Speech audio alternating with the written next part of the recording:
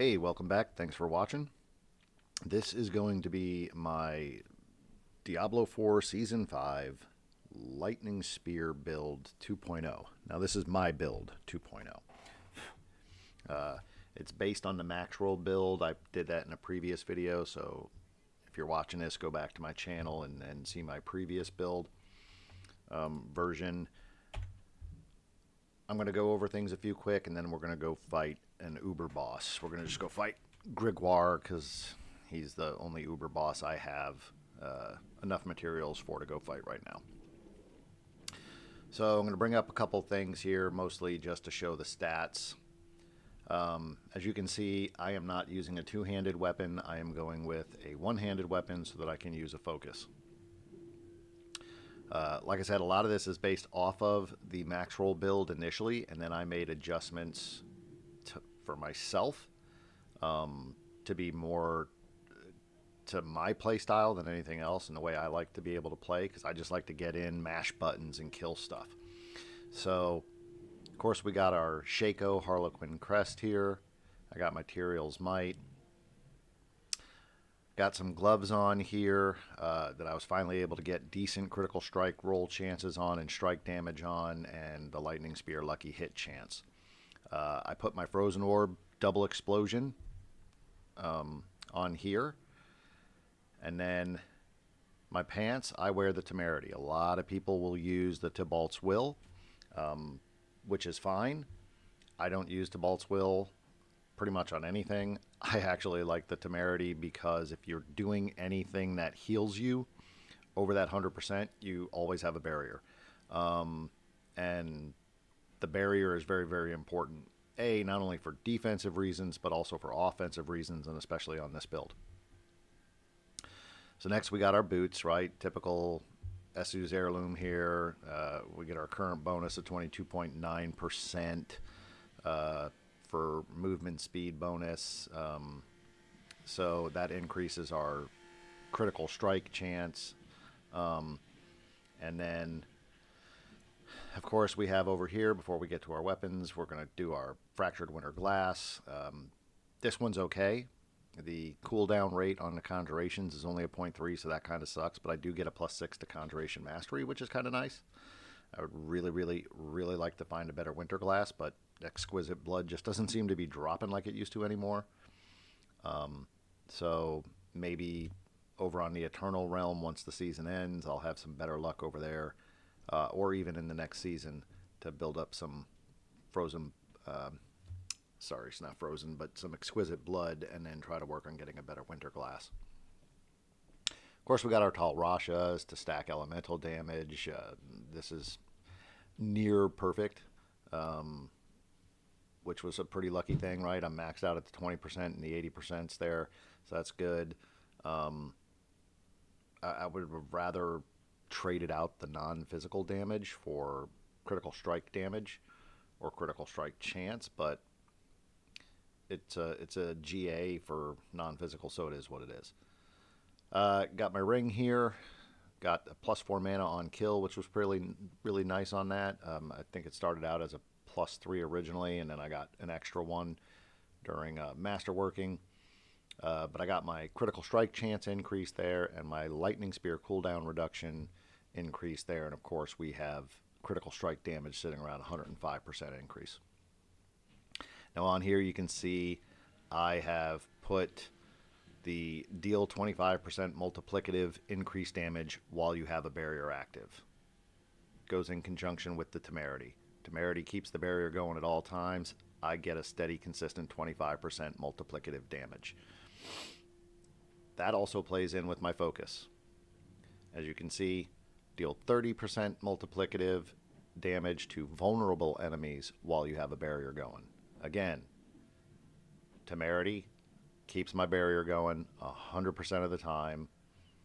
Therefore, I get the 30% multiplicative to any vulnerable enemies, as well as just a steady, consistent 25% multiplicative to anything while I have a barrier active. That gives me a lot of freaking damage. And that's why I also only use a one-handed weapon instead of a two-handed weapon. Yes, my damage here is only sitting at 3,074 maxed out on my splintering energy, but that's okay. And we'll get to that in a minute as to why that's okay. But as you can see, I was able to get some pretty good rolls here, right? 78.2% critical strike damage increase, a lucky hit chance to get 15% of my resources back, pretty nice. 119 critical strike damage increase, and then a 47.1 chance for a second lightning spear when cast. So as you can see here, I got the 50.2% chance for second lightning spear here. So we got 50%, 47%. We're sitting at about a 97% chance that I'm going to get a second lightning. It would be better if it was 100%, but hey, you know, I'll take 97%. That's still really, really good. Anything hitting 90% or above is great, in my opinion. So now, why do I do all this instead of going with a two-handed weapon here? That's mostly I want this vulnerable with the barrier damage and just straight up multiplicative with a barrier damage increase. The only way to get that, but also maintain my orb explosion 2 times, which cools off my lightning spear faster, is to run a one-handed weapon. Now, yes, that causes a slight critical strike damage decrease. I do have a two-handed weapon that I was using for a while, and if I put it on, my overall critical strike damage jumps up quite a bit. But there's something that I lose, and I think that something is very, very, very important, and I think there's a lot of people who don't consider this or think about this when they do this. Putting on a two-handed weapon bumps my critical strike damage up to about 1,600, right? So it's about a 300% increase there. But my critical strike chance drops down significantly. I mean, it goes down to just below roughly 60%. And then even when I start attacking, yes, my critical strike chance goes up, but it never really gets above 80%. So with this current layout and build setup, when I start attacking, as you see, I can get my critical strike chance to go up to 96.9, so almost 97% chance. So that's a 97% chance that I'm going to be doing that 1,365% damage increase based on splintering energy's damage of 3,000. So keep in mind how splintering energy works. Your lightning spear isn't really doing the damage itself. It's the arcing that critical hits with lightning spear does that does the damage. So as it reads, critical hits with lightning spear cause lightning to arc from it, dealing 3,074 damage to its target and up to 5 other enemies. This damage is increased by your critical strike damage bonus.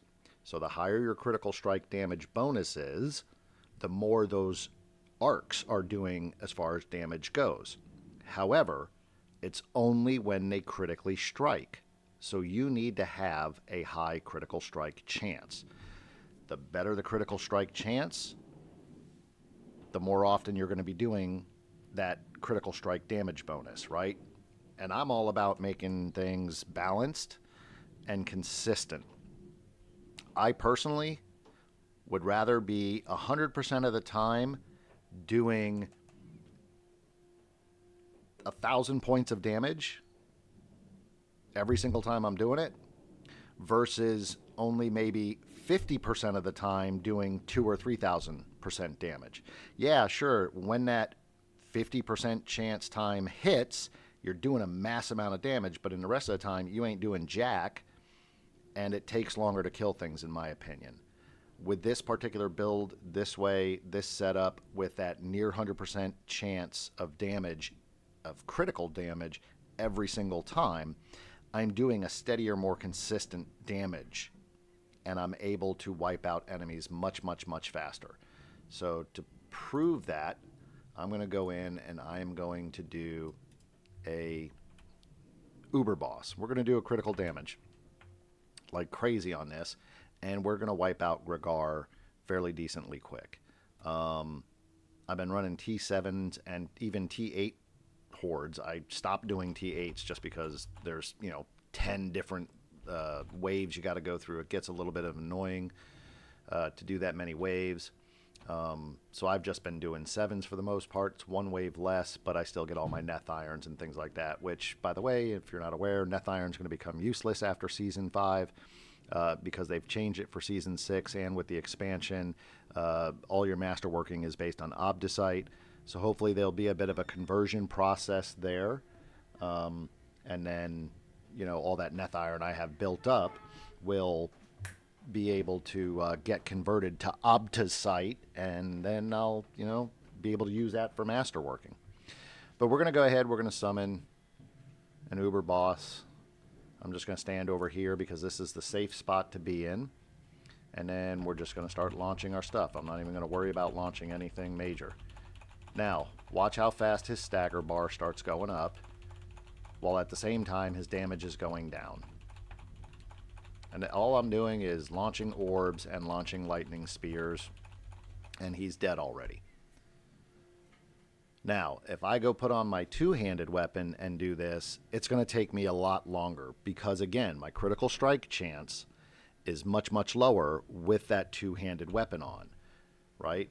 With that two-handed weapon on, and we'll go and we'll show that. My critical strike chance just drops ridiculously, and it ends up killing my damage capabilities. So let's go get that two-handed weapon, and we'll see how much it drops by.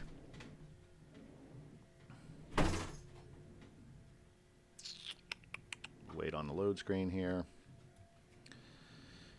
All right, now let's, you know what, let me go sell some of this stuff because it's going to be absolutely useless, and I don't want it to be in my way here. No, no, no, no, no, no. Nothing worth keeping. So I pretty much pick up everything that's legendary or above, and then I just sell it. Builds up cash. It's a great cash builder. So if you're not doing that, you should. Oh, we got some more stuff here. Yay, more money. So let's come over here. Let's turn this in. Let's get some more cash. And then we'll do our two-handed weapon swap. Okay, so here's our two-handed weapon. So I'm going to take off my Stormswell. All right. And you can see I already dropped down to 62.2% there, right? I'm going to put the two-handed weapon on, and it doesn't go up any. It stays at 62.2% critical strike chance. Yeah, my critical strike damage jumped up. We're sitting at 1,476. But this critical strike chance dropped, and it stays below 80% even when I'm attacking. It never really goes up. So now if I take this off, put these guys back on, now I'm sitting at 80% almost to begin with. So when I start attacking, I jump up to that 96%, an additional 16%, right? And that's just based on the paragons and the way things there are there. So if I take that 62% and add that same 52% or 15% to it, sorry, right? I'm only hitting 77%. Why would I want to critically strike at 77% chance for 1,500% critical strike damage when I can more consistently strike at 96% chance at 1,365 critical strike damage? It's not that much of a variance between the critical strike damages. It really isn't. But I'm doing it a hell of a lot more consistently. And that is more important, right? I want to say there's a saying somewhere in the game itself where it's something about don't fear the man who hits really, really hard one time. Fear the man who can hit continuously hard like 1,000 times or some stupid saying like that. This to me is a much, much better build variance, especially if you don't get perfect rolls on everything and anything else. You get a much, much more steady and consistent critical strike chance. Now, one of the other things that I can do is I've got a Starless Skies, and I can put the Starless Skies on and look at that critical strike chance. It starts at 90%. So when I start attacking, I get that 15% from the Paragons and everything else. I'm 100% striking at 1200% critical strike damage. The hits aren't doing as much damage as they would be with the two-handed weapon but they're hitting more consistent, so it's a more steady and consistent damage. The only reason why I'm not running Starless Skies anymore on this build is because of mana. My mana regeneration, it's not as steady and consistent as it is when I put on this singular ring, because every time I kill something with this ring, I get 4 mana added, right? And as you can see, the mana cost here is 40, so you're losing 40 right off the bat. But with as much damage as you're doing, you're killing an easy 10 or more enemies in a single second, and so you get that 40 right back. So the mana goes up, drops up, drops up, drops up. But with the ringless Starless Skies, it's more like a drop, drop, up, drop up, right? And so it tends to run out a little bit faster until you hit that break point where your resources cost less. But there's been times where I've come close to running out of mana and would have to run around for a second and then let it build up and then start my rotations again. With this conceded band on, it's just much more steady. I stay where I want to be at my mana level, which is about 75% when I'm attacking, and then it jumps up to 100%, down to 75, up to 100, rather than going down to like 25%, up to 75, back down to 25, then up to 100 kind of thing. It just stays more balanced, in my opinion, by running it this way. So that's my build. Again, it's to see the build it's based on. It's the max roll build, which is in a link in a previous video to this. So I would use the max roll build as a guide to get your Lightning Spear Sorcerer to where you want them to be. But then after that, play around. Play around. Think about your play style, the way you play, the way you like to do things.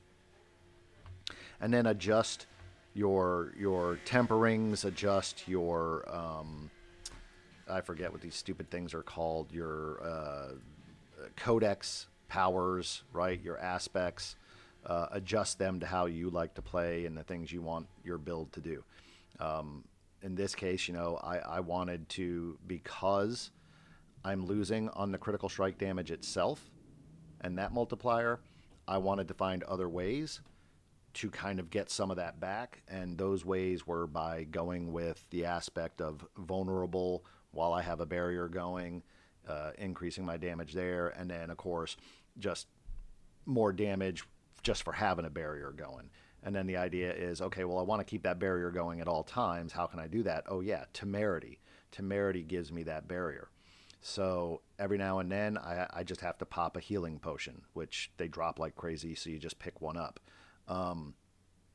So as you can see, you may now drink your healing potions while at full life. So that you just pop a potion every few seconds, you get healed up over 100%, you get your barrier. When your barrier starts to disappear, pop a potion real quick, boom. The way my buttons are set up, I literally just move my finger over one button, pop a potion, and it's done. And then I'm back to attacking with my number 4 key. And that barrier is always going. I'm always getting both of these damage boosts right here, and then that just boosts everything else. So that's my build. If you enjoy it, awesome. If you have thoughts or inputs, let me know. Put them in the comments, and then I'll respond accordingly. And I hope you continue to enjoy what remains of Season 5 until Season 6 and the expansion drops, and then I will see you all during the Vessel of Hatred.